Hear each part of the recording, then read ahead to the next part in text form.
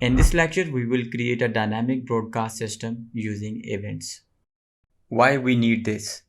As after placing the dartboard, we still see the surface detection visuals behind it. Our current task is to remove these visuals after placing the dartboard, like this. On the left side, we have a current status of our build, and what we want to achieve is on the right side.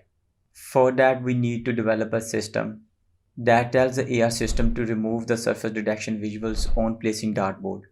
To achieve this, we will be using events in Unity, and we will be discussing events a little bit.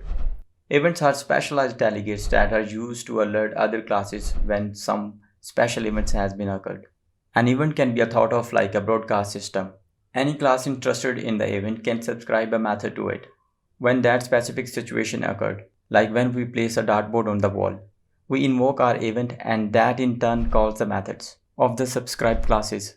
As in our case, broadcast class will be place object on plane and it will have an event that will be triggered when we will place a dartboard on the wall, and the listener class will be AR plane controller and it will subscribe to the action. And whenever that event will occur, it will request the method inside this class to remove the surface detections.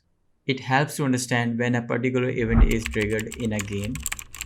To create our own place object event, we are using an event keyword and making it static so we can use it outside of this class without instantiating the object of the class. And next we will trigger this event in place object method on place object dot invoke. So whenever the place object is called and dartboard is placed on the wall, we are creating an event at this point. So we are broadcasting an event that dartboard has been placed, and in the next lecture we will create a listener class that will subscribe to this event and will remove the surface detection visuals.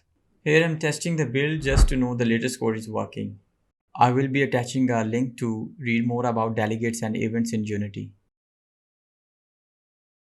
Thanks for watching and I'll see you in the next lecture.